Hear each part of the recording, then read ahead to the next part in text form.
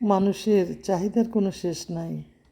মাঝে মাঝে তাই ভাবি, যাদের এখানে 2-3টা করে গাড়ি থাকে, তারপরেও তাদের এলাকায় যেহেতু অনেক বড়, সেজন্য তারা বাচ্চা কাচ্চাকে ওঠানোর জন্য স্কুলের বাস থেকে, গেটের কাছ থেকে, তারপরে সুইমিং পুলে নিয়ে যাওয়ার জন্য, ক্লাব হাউসে নিয়ে যাওয়ার জন্য, এইসব কারণে তারা এই গল্ফ কার্টগুলো ব্যবহার করে।